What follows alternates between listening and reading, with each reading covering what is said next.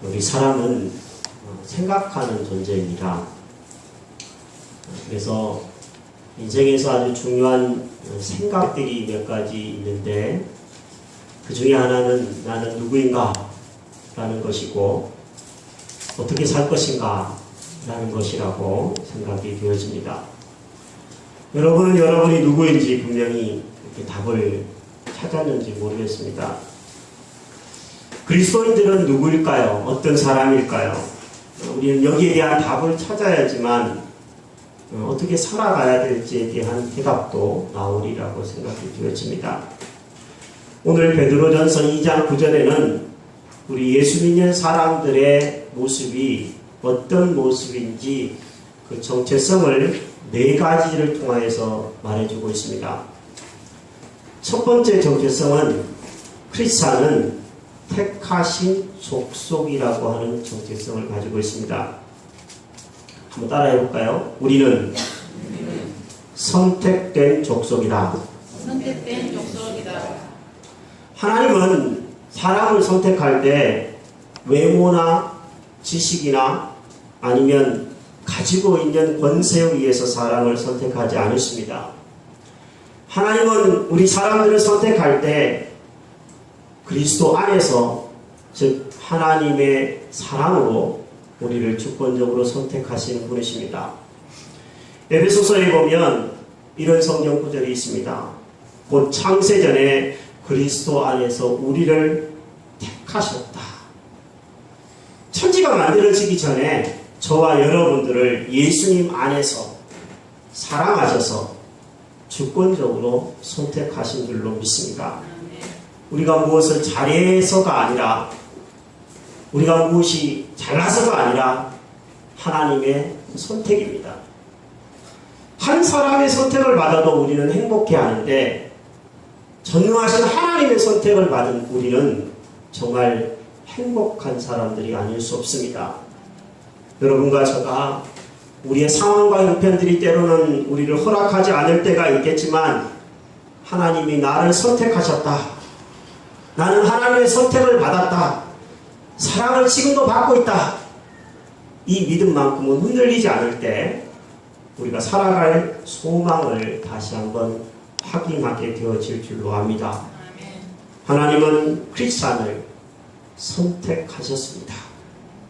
그런데 선택한다고 말할 때 선택된 족속이라고 표현을 하고 있습니다. 족속이라는 말은 출생계통이 같다라는 얘기입니다.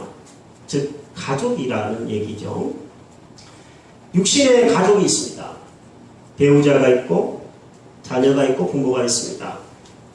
우리는 나그네 인생에서 이 가족들을 생각할 때면 참 든든하고 감사하고 위로가 될 때가 많이 있습니다. 부족함이 있더라도 가족이기 때문에 함께 갑니다.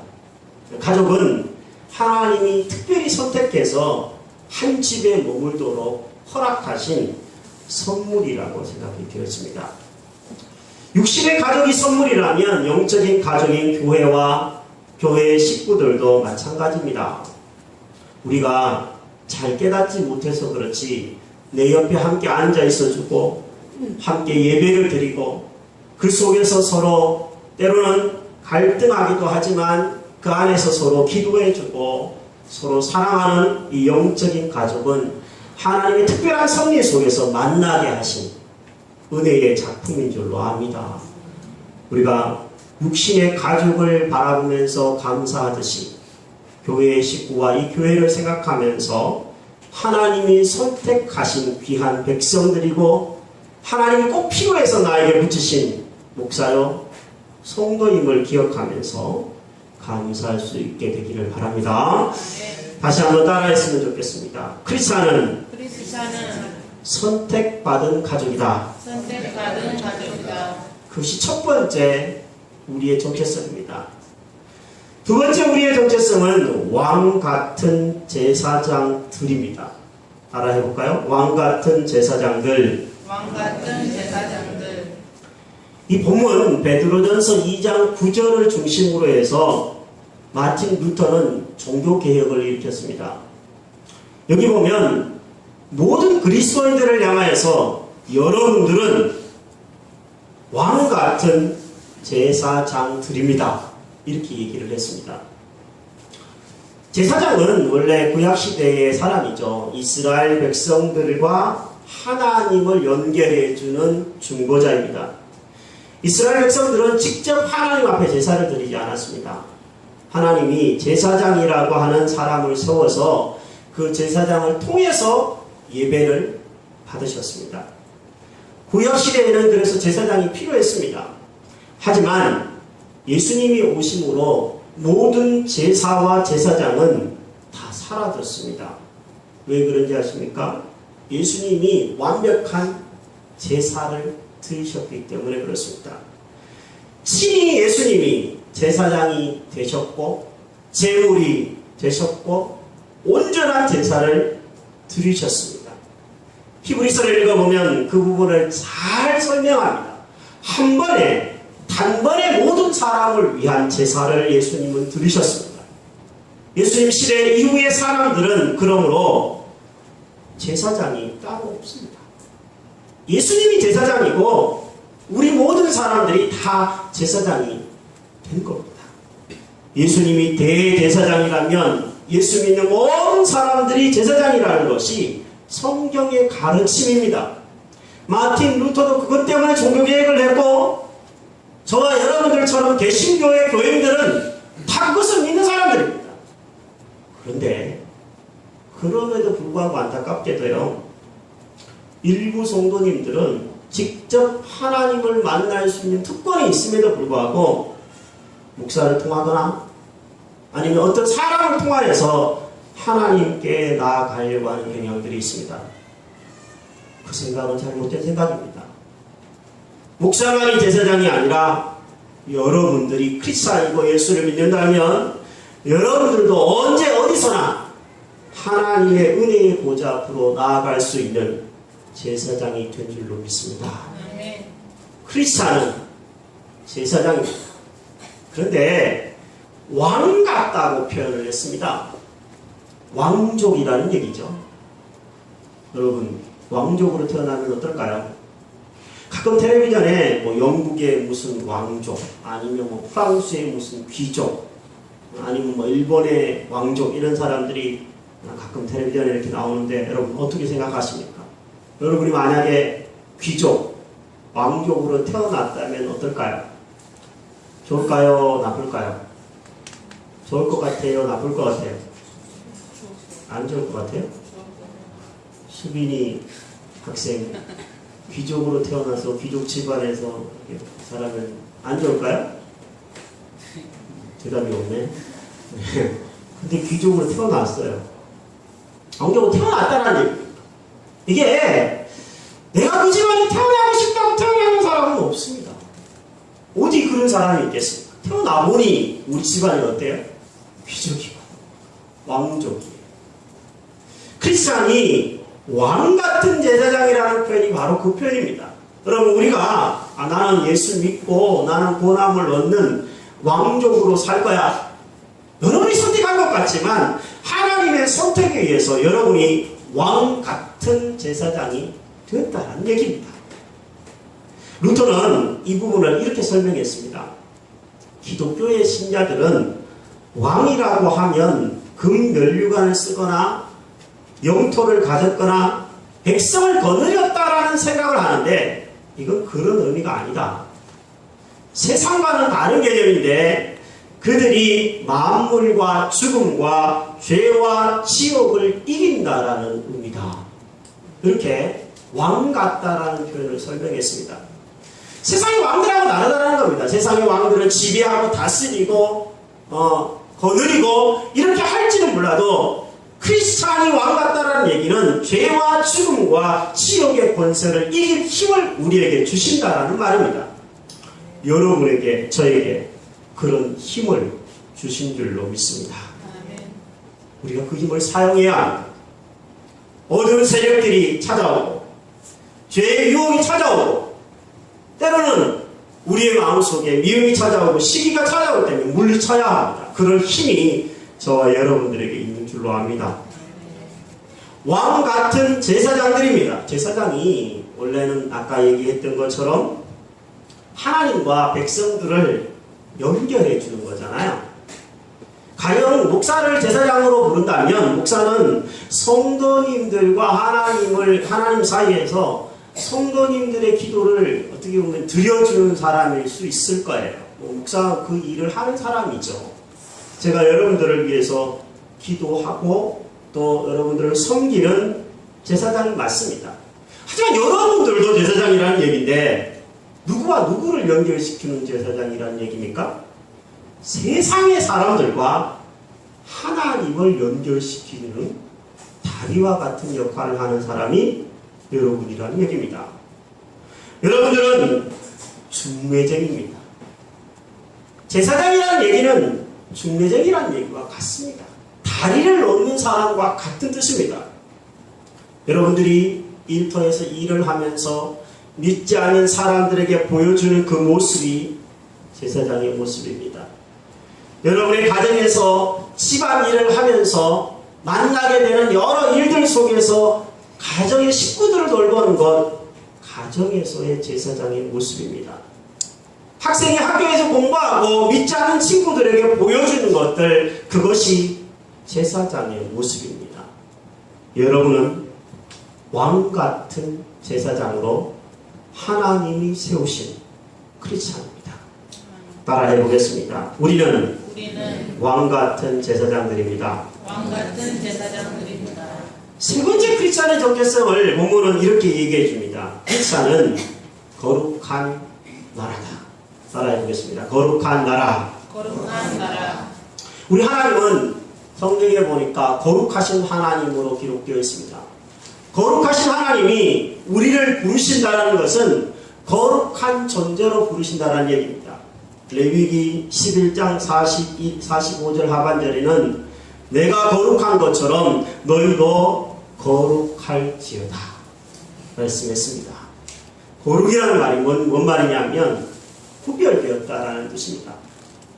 구별되었다, 좀 다르다는 얘기죠. 하나님은 이스라엘이라고 하는 한 나라를 세상의 다른 나라들과 구별되어 거룩한 나라로 구약 성경에 보면 부르셨습니다. 마찬가지로 이제 우리 크리스찬들을 이 세상의 사람들과 하는 다른 거룩한 사람들로, 거룩한 공동체로 크리스찬을 부르시고 교회를 세우시는 분이 우리 하나님이십니다. 교회는 세상과 달라야 합니다. 거룩한 곳이니까요. 교회 공동체의 모임이 세상의 계모임이나 회사의 회식 모임이나 아니면 무슨 동창회 모임과 똑같다면 교회는 문을 닫는 것이 좋습니다. 같이 공부하는 전도사님이 그러더라고요. 차를 타고 같이 오면서 목사님, 어떤 교회는 예배 마치고 성도님들끼리 모여서 술 한잔씩 하러 간다고 그러더라고요. 술 마시는 것에 대해서 어떻게 생각하세요? 저보고 이렇게 묻더라고요. 제 얘기를 해줬어요. 저도 술 마셔본 적이 있냐고 묻길래 있다고. 20대는 술 때문에 고민을 많이 했다고. 개인적인 경험도 얘기하고 지금은 마시냐고, 지금은 안 마시냐고, 어떻게 안 마시게 되냐고, 목사가 되어서 안 마시냐고 뭐 이렇게 묻더라고요. 성도님들의 고민 중에 이런 술 고민도 있기 때문에 서로 이야기를 한번 좀 나누어 본 적이 있습니다. 각설하고 만약에 예배를 마치고 나서 성도님들의 모임 속에 술이 오고 가고 세상과 똑같은 모임으로 놀자, 즐기자, 정말 위험합니다. 우리가 다른 것이 무엇입니까? 하나님을 믿기 때문입니다. 우리가 다른 것이 무엇입니까? 예배를 드리기 때문에 다른 겁니다. 그 하나님의 다스림을 받는 것 때문에 다른 겁니다. 여러분, 모이면 먼저 기도하시고 모이면 예배 드리기를 힘썼으면 좋겠습니다. 여러분, 교회에 오시면 옆 사람하고 이야기를 하는 것도 좋습니다. 인사해야죠. 그러나 먼저 해야 될 것이 있습니다. 기도를 드리는 것입니다. 그게 이 공동체가 세상의 공동체와 다른 것 아닙니까? 먼저 예배를 드리고 기도로 서로의 연약함을 품어주고 기다려주고 죄악을 회개하면 돌아오면 용서해주고 받아주고 그게 세상과 다른 공동체의 모습이 아니겠습니까? 우리는 거룩한 나라의 백성입니다. 따라해 보겠습니다. 크리스찬은 거룩한 나라 백성들이다. 마지막으로 크리스찬의 정체성은 하나님의 소유가 된 백성이라는 정체성이 있습니다. 여기 소유가 되었다라는 말이 있습니다. 소득으로 얻었다라는 얘기입니다. 소득을 얻었다라는 것은 뭔가 값을 지불했다는 얘기잖아요. 하나님이 값을 지불해서 크리스찬이라고 하는 존재를 샀다는 얘기입니다. 무슨 값을 치렀다는 얘기일까요? 그리스도의 핏값을 치루어서 크리스찬 한 사람 한 사람을 샀다는 얘기입니다. 보배로운 존재라고 이야기할 수 있습니다. 교회 안에 들어온 식구들, 하나님의 선택을 받은 식구들은 귀하지 않은 식구들이 한 사람도 없습니다. 어린아이 꼬마 하나일지라도 함부로 대해서는 안 되는 존귀한 백성인 줄로 믿습니다. 얼마만큼 존귀하다는 거예요? 예수님이 핏값으로 주고 살 정도로 존귀한 존재입니다. 옆에 분에게 한번 이야기했으면 좋겠습니다.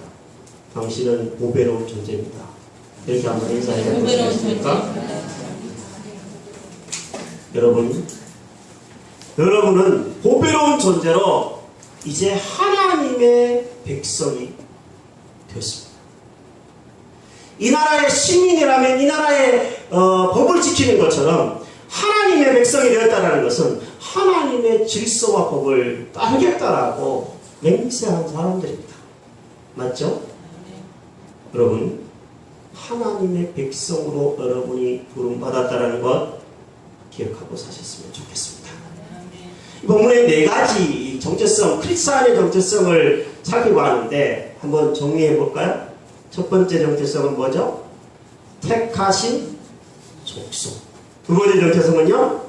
왕 같은 제사장들. 세 번째 정체성은요? 거룩한 나라. 네 번째 정체성은요? 그의 소유가 된 백성. 근데 이 네 가지를 살펴보면서요, 저 발견한 것이 있다면 두 가지 정도 특이한 점을 좀 발견하게 되어집니다. 첫 번째는요, 네 가지가 다 수동태입니다. 선택받은, 왕과 같이 된, 거룩하게 구별된, 하나님의 소유가 된, 다 수동태의 얘기입니다. 무슨 말입니까? 하나님이 우리를 먼저 선택했다는 얘기죠. 내가 아까 교회 다닐래 이렇게 해서 온 것 같지만, 나 예수 믿을래 이렇게 해서 믿기 시작한 것 같지만, 결혼을 해서 아니면 이웃집에 교회가 있어서 아니면 우연한 기회에 교회에 찾아와서 여러분이 예수 믿게 된 것 같지만, 하나님의 오래된 선택이 있었기 때문에 우리는 은혜로 오늘 여기에 크리스찬으로 앉아있다는 얘기입니다. 크리스찬이 된 것은 100% 은혜인 줄로 압니다. 또 하나의 이 본문에서 제가 특징으로 발견한 것이 있다면 모두 복수의 형태입니다. 족속이란 게 뭐예요? 가족이란 얘기잖아요. 혼자서는 가족이 될 수 없죠. 물론 나 홀로 가족이 요즘에 많긴 하지만 가족은 절대 혼자 되지 않습니다. 공동체입니다. 제사장들 복수입니다. 나라 복수입니다. 쓰고 있습니다. 우리를 이러한 귀한 특권으로 귀한 공동체로 부르신 이유는 이는 너희를 어두운 데서 불러내어 그의 기이한 빛에 들어가게 하신 이의 아름다운 덕을 선포하게 하려 하십니다. 하나님의 아름다움을 선포하라고 공동체를 주셨고 우리에게 은혜를 주셨다라는 얘기입니다. 선포한다라는 얘기는요, 선전한다라는 얘기입니다. 자랑한다라는 얘기입니다. 누구를 자랑하는 거예요? 하나님을 자랑한다는 얘기. 며칠 전에 선거가 끝이 났죠. 선거 때문에 여러분 피곤하셨죠? 하루에 20-30통의 전화와 문자를 받은 것 같습니다. 저도 교회 번호를 착진시켜 놓으니까 더 많은 전화가 오는 것 같아요. 피곤했습니다. 한밤중에도 전화, 문자 오고 낮이고 밤이고 전화 왔습니다. 근데 내용이 다 뭐예요? 다 자기를 자랑하는 겁니다. 아무리 자기 PR 시대라고 해도 내가 이런 학교 출신이고 내가 이런 사람이고 내가 이런 인물이니까 내가 이 자리에서 가장 적합하다라는 것을 소개해 준 사람들이 그 사람들이었어요. 물론 자랑할 만한 것이 있다면 자랑해야 되겠죠. 하지만 우리 크리스찬은 자기를 자랑하는 사람이 되어서는 안 됩니다. 우리 크리스찬은 누구를 자랑하는 사람이 되어야 됩니까? 오직 우리를 어두운 데서 빛으로 불러내신 하나님의 선택하신 은혜, 왕과 같이 되게 하신 은혜, 거룩하게 하신 은혜, 하나님의 소유로 삼아주신 그 은혜의 하나님을 자랑하는 사람이 크리스찬이요 교회 공동체인 줄로 믿습니다. 우리가 자랑할 것 다른 게 아닙니다. 하나님이신 줄로 합니다. 따라해 볼게요. 은혜에는 사명이 있습니다. 우리에게 교회를 허락하신 것은 사명이 있는 거예요. 우리에게 예수 믿고 구원함을 얻게 하신 이 은혜를 베푼 것은 사명이 있기 때문입니다. 그 사명은 바로 하나님의 아름다움을 선점하는 거예요. 저는 예수님 믿지 않는 집안에서 예수를 믿었습니다. 그렇기 때문에 목사가 되고 나서 꿈이 있었습니다.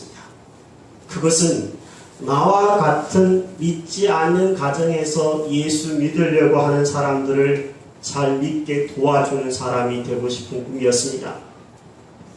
여러 길들이 있었지만 교회를 개척할 꿈을 꾸고 교회를 개척한 것도 그 이유 때문이었습니다. 제가 원래 교회를 개척하려고 했던 곳은 파주시였는데 파주시를 샅샅이 둘러본 결과 교회가 참 많다라는 것을 깨달았습니다. 2007년 12월 달에 고양동에 그래서 교회를 개척하게 되었습니다. 이 고양동 지역을 제가 에스라 성경대학원에서 공부를 하면서 왔다 갔다 해보니까 교회가 있기는 한데 규모 있는 교회가 많지 않다라는 것을 제가 보았기 때문입니다. 당시에 제가 이 고양동 지역의 교회의 주보를 다 모아봤는데 우리 형제들과 함께 모아보니까 주보가 20장 정도 모였어요. 교회를 살펴보니까 교회가 규모가 있는 교회가 정말 적었습니다. 인구를 조사를 해봤어요. 2006년도 말 기준으로 고양동 인구가 통계청 발표에 의하면 23,388명이었습니다. 지금 고양동 인구가 몇 명인지 제가 다시 한번 인터넷에서 검색해 보니까 33,334명입니다. 올해 1월달 기준입니다.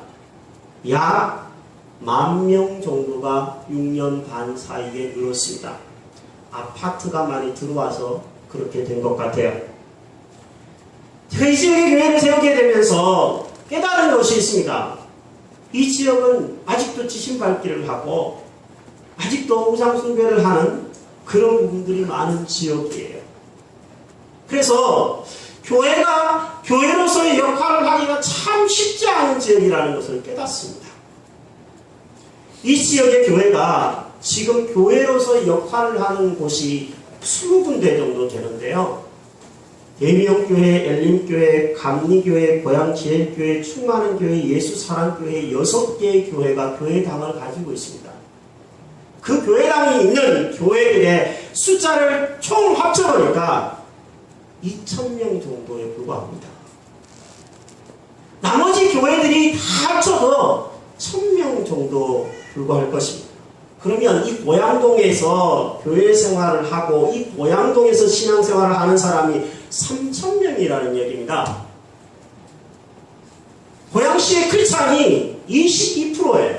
2005년 통계에 따르면. 고양동에 아무리 신앙생활을 하는 사람이 적다고 그래도 나머지 3,000명은 교회를 다니나 안 다니거나 멀리 교회를 다닌다는 얘기입니다. 힘들게 신앙생활을 하고 있다는 얘기입니다. 저는 꿈꾸는 것이 있습니다. 제가 이 설교를 준비하면서 다시 한번 한 사람에 대한 구원에 대해서 꿈을 가지면서 저와 여러분들이 함께 함께 꾸기를 바라는 꿈과 비전이 있는데, 고양동의 1%의 성도들을 우리 교회가 세워갔으면 하는 꿈입니다. 1%면 몇 명입니까? 300명입니다. 1% 아주 작아 보이지만요, 1%의 사람들이 하나의 교회를 이룬다면 가정을 변화시키고 지역을 섬길 수 있을 정도로 자랄 수 있는 줄로 압니다. 방황하는 사람들이 올 수도 있을 거예요. 저처럼 예수 안 믿는 집안에서 예수 믿는 사람이 올 수도 있을 것입니다. 여러분, 이 꿈과 이 비전을 이루라고 우리에게 하나의 공동체를 주신 줄로 믿습니다. 저는 300명 이상의 교회는 분리해서 개척해야 된다고 생각하는 사람입니다. 우리가 그럴 자리까지 나아갈 수 있었으면 좋겠습니다. 그것을 위해서 여러분 4가지만 실천해 주시기 바랍니다. 구체적으로 제가 4가지만 실천할 사항들을 소개하고 말씀을 마칠까 합니다. 첫 번째, 지역의 주민들을, 이 지역을 예수님의 눈으로 바라보시기 바랍니다. 제가 이 지역의 교회를 개척하면서 한동안 좀 어려우니까 삼성으로 갈까? 이런 생각들을 했던 적이 있었습니다. 회개합니다. 회개했습니다. 왜냐하면 그런 생각을 하니까요, 이 지역은 내가 떠날 곳이야, 이렇게 생각하니까 지역을 사랑할 수가 없더라고요. 여러분이 이곳에 머무는 한 이 지역을 예수님의 눈으로 보시고 불쌍히 여기시고 사랑하는 눈으로 바라보시게 되시기를 바랍니다. 두 번째, 섬겨주시기를 바랍니다. 우리 희망의 교회가 그동안 노인정에서 봉사한 것, 임의용 봉사로 지역의 주민들을 섬긴 것, 지금도 계속하고 있는 지축역 봉사, 음악회로 섬긴 것, 여러 봉사들과 여러 가지들로 섬기게 된 것은 오늘의 마음의 문을 열기 위해서였습니다. 계속 지역의 주민들을 섬겨가려고 합니다. 어린이 도서관을 지금 세우려고 생각 중에 있습니다. 쉽지 않은 일이겠지만 지금 오늘 예배 마치고 여러분이 좀 도와주셨으면 좋겠는데, 한쪽 벽을